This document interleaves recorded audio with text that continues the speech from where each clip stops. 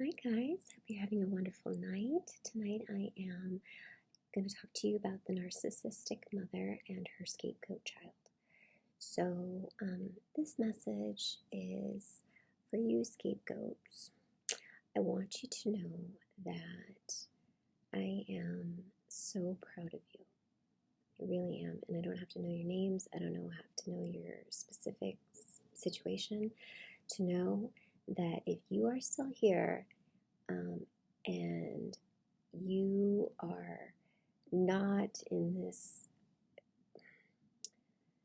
the depths of depression, that you're not even getting up and you're not even researching and you're not even, you're just hopeless. If you're not there, you are very strong, very resilient. You are, man,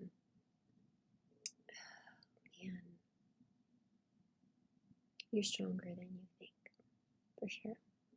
Because what you go through as a scapegoated child is so cruel and sad and unnecessary. And, it's going to mess with your head. You're going to see how your golden child sibling was treated compared to you. And it's not fair. It's not fair. The consequences aren't the same. The love and the attention's not the same. It's like, what's wrong with me? What was wrong with me that she couldn't love me or he couldn't love me? And that's just not true. It's not true. It has nothing to do with you. Nothing to do with you. These people have deep, deep emotional wounds. They are just lashing out and they need a target. And you are it, or you were it, hopefully, if you're no contact. And that's hard. That's hard. Like, it's normal to feel anxiety when you're 24/7 criticized. It's normal to have low self-esteem and freeze when you have to make a decision because every decision you've ever made has been ripped apart. That's normal. So don't beat yourself up about it anymore because you already got beat up enough, plenty, emotionally beat up, and hopefully not physically, but these narcissists are unstable and they're cruel, and I want you to know that it's not something inherently wrong with you. I think if anything, it just shows that you are very sharp. You probably saw right through the narcissist and were quick-witted enough, maybe in the beginning, not so much after so many years of abuse, but in the beginning they saw something where you saw through it and you threatened them. That's probably why you got picked for that role, because your nature threatened their reputation, their version of reality, their desperate attempt to make people think that what they're saying is true. And if you see through it, then you are a threat and you are to be taken down. You are to have your character assassinated. And now, to make sure that nobody believes you, you are hysterical, you are a liar, you are irresponsible, and lies are going to be told about you, and there's going to be a smear campaign about you so that nobody believes you. And to feel so isolated and so alone, like nobody understands, that's hard, and yet you're still here. I mean, anxiety and depression and suicidal thoughts, totally normal for that kind of toxic environment. I mean, think about it like this. Like, if you walk into a room, have you ever accidentally been like cleaning the bathroom and you mix like bleach and ammonia and it starts like, right? It starts making this horrible smell and it's basically poison. You're making poison. And if you are in that room cleaning it, you're gonna get really sick. You're gonna like not be able to work. You're not gonna. Does that make you lazy? Does that make you weak? Does that make you like a sissy or a pansy or like unwilling to work. No, like you're having a physical reaction, like you're in an environment that is toxic and is wounding you, is killing you, is it might be a slow release of that gas, or it could be really fast and intense. But no matter what, you're trapped in it until you move out of that house. And hopefully, when you move out of the house, you're like, peace out. Like, I'm never going back there. But a lot of times, because they like to draw you back in, they're going to do the hot, cold thing with you just to keep you on their leash. And don't ever feel ashamed of that, because it's just a natural reaction to a toxic environment. So you are very strong, and you just need to, rest, get some rest in your body. Your nervous system is probably all frazzled, and you need to get away from the toxic environment, and you need to surround yourself with positivity, with positive people who love you, who really love you, not just say, I'm your mother, I love you, and then abuse you. Like, you can get so much more love from a stranger than you can from a blood family relative, if that person's feelings for you are legit, if they're sincere. You can even get more love and affection and compassion from a stranger than your so-called caregiver who gave you nothing but hurt. They're supposed to be a caregiver, they're supposed to be a love giver, but they're hurting you, they're torturing you, emotionally torturing you. So, my friends, I'm happy that you discovered that you're dealing with a narcissist. I'm happy that you are researching into it. If you weren't researching into it, you wouldn't even see this video. So I know that you're looking at videos, and people are going to be giving their testimony about some really awful people. And that's good. Like, you can recognize that it didn't just happen to you.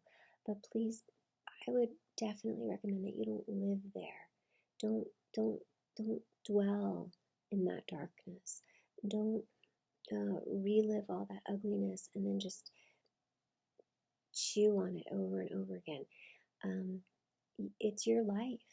It's your life. You can do whatever you want with it. And it can be a chapter in your life, or it can be your whole life. It's up to you.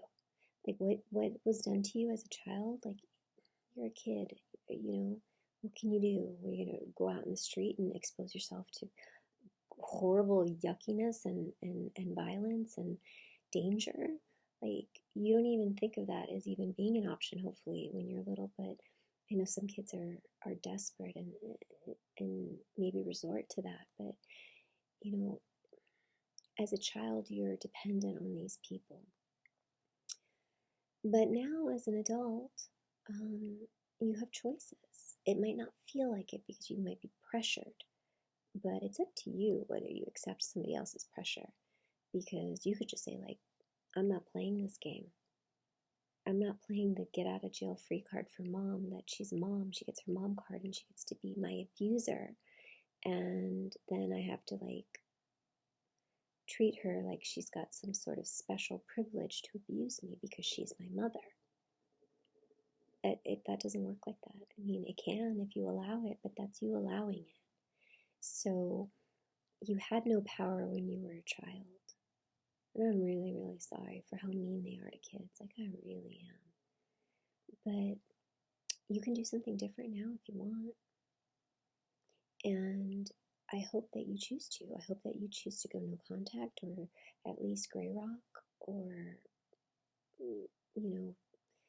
something where you shift in the positive direction. And you'll know you're shifting in that one with, like, your physical reactions. Like, are you sleeping all day? Are you unable to go to work? Are you calling in sick a lot? I mean, those are classic, like, depression signs. And some people say, well, I've always been depressed, and that's just how I am. There's like I have a chemical imbalance, and that might be. Or it could be that you're surrounded by horrible people that are constantly attacking you, and that's natural to feel all of those emotions. And you'll know if you remove yourself from that environment and put yourself somewhere else, and all of a sudden you're flourishing. So like if you have a little plant and they're like, oh, this plant is like, it's a sick plant, but it's getting watered with no water, just vinegar, and it's dying. But then you take that plant away and you put it somewhere else, and you put it, instead of shoving it in a closet and just, dumping vinegar on it and screaming at it, you take it out into the sunshine and you give it water, and you love it and you nurture it. That little plant's going to grow up differently. And that's like us and our heart.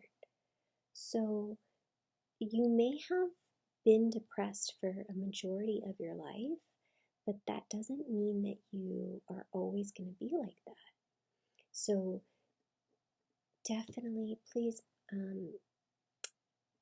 find a counselor, a pastor, or a therapist, somebody that can professionally help you get out of that funk if you're in that funk, or if you have episodes of getting in that funk. Don't beat yourself up and feel guilty for feeling like that. Instead, just be like, okay, well, this is a natural byproduct of living in an environment like this. So, or having the thoughts and the reminders. So you need help getting out of that negative mental space. And get out of it. Like, just get out of it, because it's so much brighter and more beautiful on the other side. And there are lots of people out there who are worthy of your trust and your love and your affection, and who will do what they say they are going to do. I know that's like such a crazy concept. Like, I grew up thinking like words, blah, blah, blah. Yeah, right. But no, there are honorable people who do what they say they're going to do. You haven't maybe been around many of them, but they're out there. And there's a whole world to explore.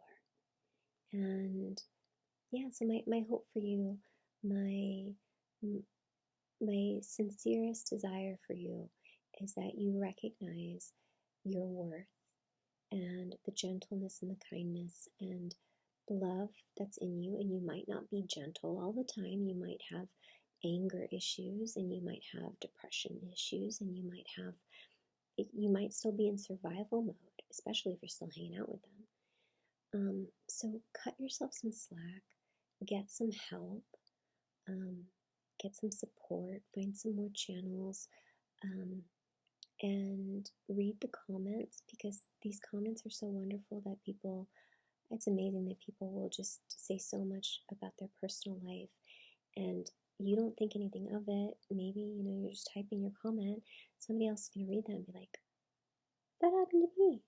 Like, I just got played. So just know that you're not alone, and it wasn't your fault, and there was nothing you could possibly do to get a different reaction from him or from her. That's just what happens when you are around those kinds of people. So I wish you the best of luck. I hope you decide to go no contact, and I hope that you can move forward and look forward to a brighter future. And I will talk to you guys again soon. Good night.